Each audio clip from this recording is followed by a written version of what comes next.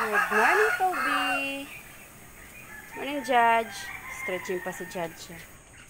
Yung mga audience. Audience Dahil feedback. mga audience, 100%.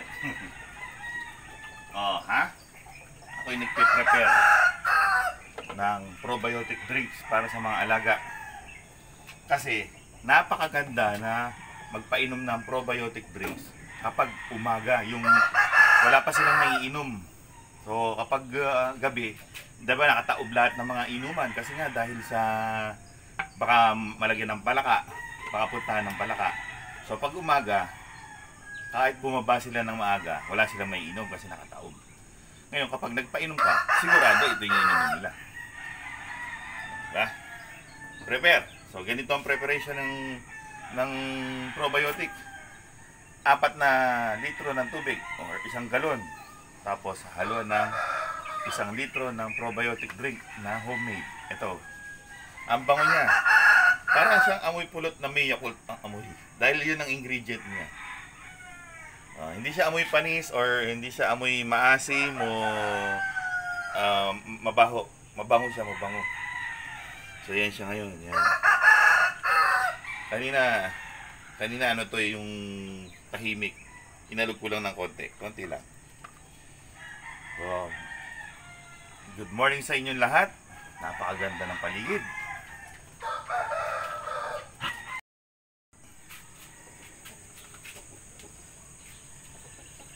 Uy. hawakan ko na. Ang bango. Ano, parang marayupot yung Marayupot. tubig.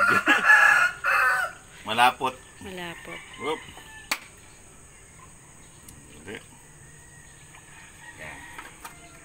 Alright. Tapos isasalin sa bake tube. May tubig na yung laman. Oo. Good. May laman na yan. 4 na litrong tubig or 1 gallon. Ito ay 6 liters. No? So, halos magkasing laki lang sila nito. So, bali 5 liters ang laman nito. Ngayon, dahil may 4 liters na tubig. Ganito ang gagawin kapag nabawasan na, di ba? O, 2 kutsara. Pero yung pagkakakutsara, heaping. Heaping. Ganun. Patingin ako ng heaping na yan. Heaping. Oh. Ano? Kita ba dyan? Sa video? Ngayon, tutubigan natin ulit. Dahil sa mahirap papasukin yung sugar. Ayun. Pumasok na.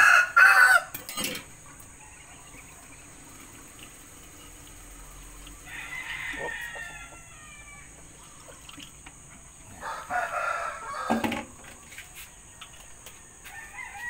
Yan.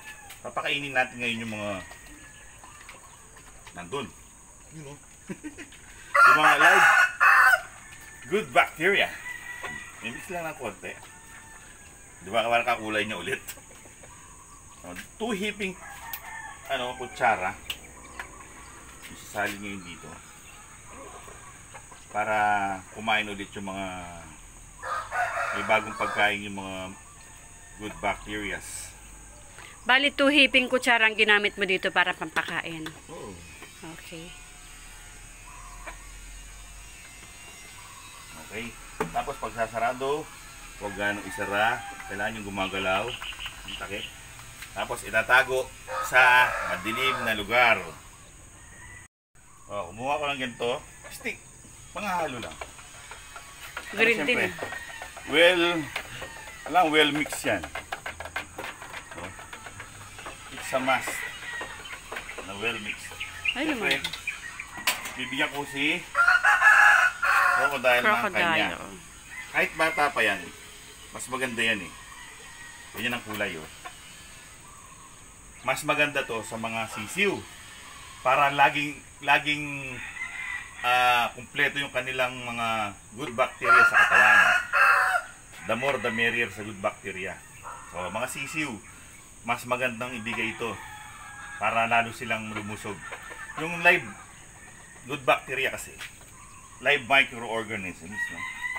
Nakakapag-pa-healthy ng gut, ng laman loob, ng digestive system ng mga alaga. Mas nada-digest nilang mabuti yung kanilang kinakain. So mas napapakinabangan yung nutrients nung pagkain na kinain nila. So kapag maganda yung digestion, healthy ang mga alaga. So parang tao, di ba? Yung commercial nung ano. Okay ka ba, Chan? Di ba? Maganda yung ano, yung Yakult nga maganda eh. Ako nga eh, pag nag-acid reflux ako, yung heartburn, minom ako ng Yakult. Totoo. Hindi ako nagsasinungaling. So ito yung kay Crocodile. Ito. Yung iba naman, ito. Ito yung dining area ni Crocodile eh. Kasi para hindi siya kumakain sa lupa. Nalagay ko na yung kanyang inumin. Ito yung pagkain niya. Baby stock developer ng Thunderbird. Tapos, titikman natin kung ano lasa.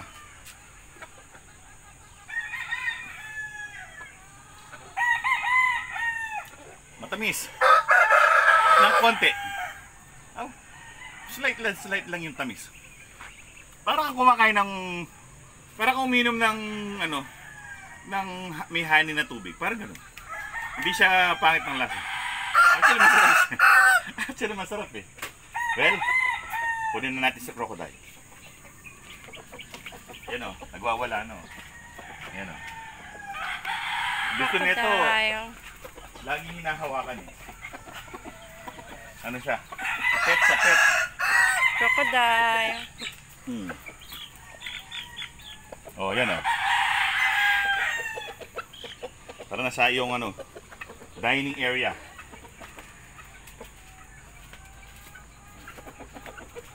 Kumain ka na, minum. Bahala ka na dyan. Ayan na si Crocodile.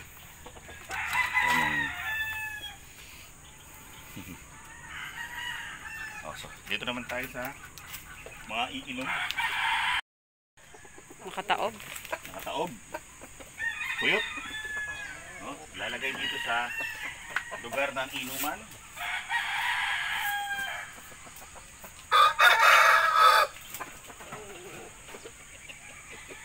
Yun o.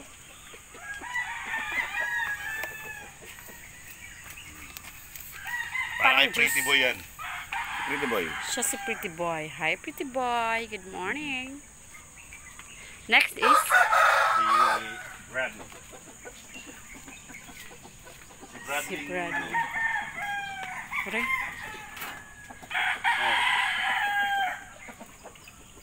Ganda ng kulay. Oo.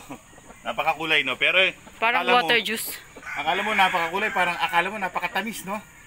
Hindi siya ganung katamis. Slight yung tamis mo. Next naman. Pwede ito sa mga manok na ano, na panlaban. Pwede. Kay Bradley Pot. Ay, kay Bradley. Kay Hawk. Si Hope, yan. Laki na ng Hawk. So, lipat tayo dun sa may mga breeders doon. Nandito na tayo sa lugar ng mga breeders. Tingnan nyo naman. Ready na sila. Meron na silang mga pugad. Yan o. Poncan. Tingnan mo dito. Tingnan nyo dito. Ayun yung pugad nila o. Pakita ko sa inyo, no? Dito. Pag ginanon mo ito, checkin mo yung inahin. Yan, mga dami eggs yan. Para pag nakita niya, uy, dito pala umiitlog. Di ba? Pag chine-check siya, dito mo lang siya check. Bubuksan mo lang itong Bubong. slide mo lang yung bubong. Kung may sliding door, may sliding bubong. So, ito yung kainan niya. Kung kakain siya. Ayan. Saan yung inuman niya? Ito naman yung kanyang inumin. Okay. Di ba? Na may probiotic drink. Lalagay ko siya dito. Ayan. Kita niya naman. Ayan. Di ba? Drink. Diyan siya iinom.